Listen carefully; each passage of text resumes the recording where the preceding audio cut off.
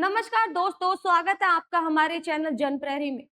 दोस्तों, राजस्थान की राजनीतिक और प्रशासनिक महकमे में चुनावी बिगुल बज चुका है और इसको लेकर हलचल भी अब तेज हो गई है। पार्टियां लगातार चुनाव के लिए तैयारियों में जुटी हुई थी और अब इन चुनाव को लेकर, इस चुनावी महाकुंभ को लेकर अब सभी पार्टियां अपने-अपने दांव पेच तेज करने में जुटी हुई है। जी हाँ दोस्तों, राजस्थान सरकार की एक प्रदेश एक चुनाव की नीति के तहत अब प्रदेश की राजनीति में एक नया अध्याय जुड़ने जा रहा है, क्योंकि पहली बार ऐसा हो रहा है कि एक साथ चुनाव कराए जाएंगे। जी हाँ दोस्तों, आप देख सकते हैं कि राज्य निर्वाचन आयोग ने चुनावी शेड्यूल जारी कर दिया है। निकाय चुनाव में नामांकन के लिए 27 अगस्त की तारीख निर्धारित की गई है।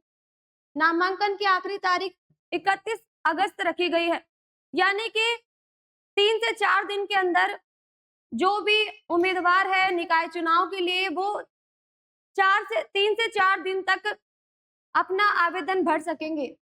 नाम वापसी 3 सितंबर रखी गई है, यानी कि जो उम्मीदवार चुनाव नहीं लड़ना चाहते किसी कारणवश, तो वो अपना नाम 3 सितंबर तक वापस ले सकते हैं। वोटिंग आप देख सकते हैं कि 9 से 11 सितंबर तक निकाय चुनावों के वोट डाले जाएंगे और उम्मीदवार इसमें अपना दांव लगाएंगे कि कौन सी पार्टी विजेता होती है और कौन सी पार्टी को कुर्सी मिलती है।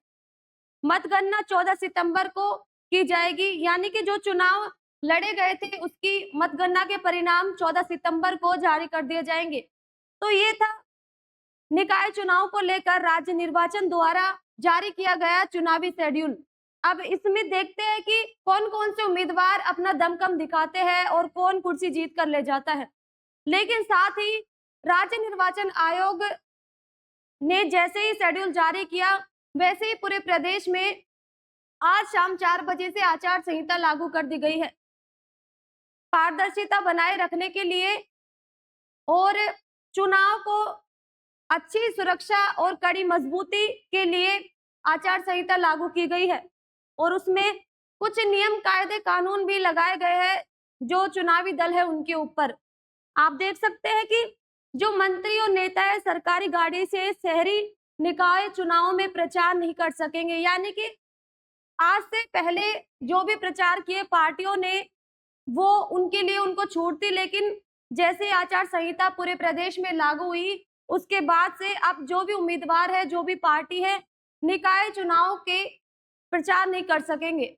मंत्री अगर चुनाव प्रचार करने जाते हैं तो सरकारी गेस्ट हाउस में नहीं रुक सकेंगे, यानी कि जो भी मंत्री है चुनाव प्रचार करने जाएंगे तो जो सरकारी गेस्ट हाउस है उसमें उनको नहीं ठहराया जाएगा।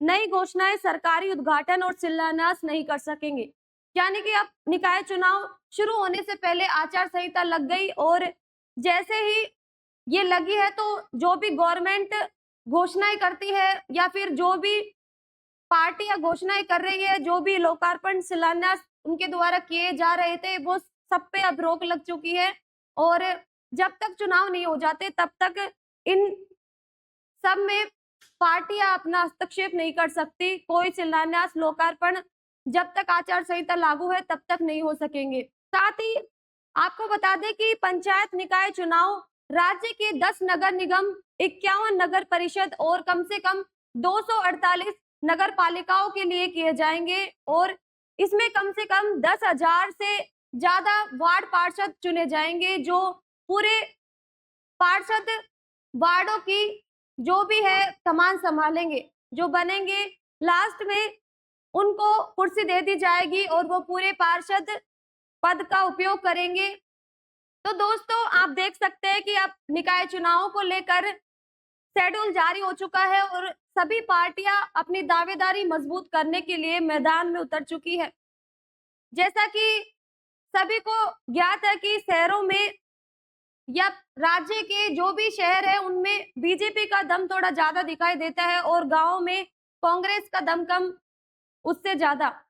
लेकिन अब देखना होगा कि क्या कांग्रेस और बीजेपी के अलावा इस चुनाव में कोई और पार्टी भी अपना दम दिखाती है, कोई और पार्टी भी अपना सिक्का राजस्थान की राजनीति में मजबूत करती है, क्योंकि सभी पार्टियां लगातार चुनावी माहौल के अंदर, इस महाकुंभ के अंदर कूदने के लिए तैयार बैठी है। लगातार उनकी तैयारियां तेज है और वो अपना चुनावी सिक्का जमाने के लिए, अपनी राजनीति चमकाने के लिए तैयार बैठी है। कांग्रेस, बीजेपी नहीं, अलग-अलग पार्टियां अपने वार्ड पार्षदों को, अपने उम्मीदवारों को उतारेगी ताकि उनकी राजनीतिक पार्टी और मजबूत हो। आपके हिसाब से क्या बीजेपी, क्या कांग्रेस, कौन इन दोनों में निकाय चुनाव के भीतर सबसे ज्यादा उम्मीदवार उतारेगी और सबसे ज्यादा वोट लेकर आएगी? इस बारे में आपकी क्या राय है? हमें जरूर बताइएगा। धन्यवाद।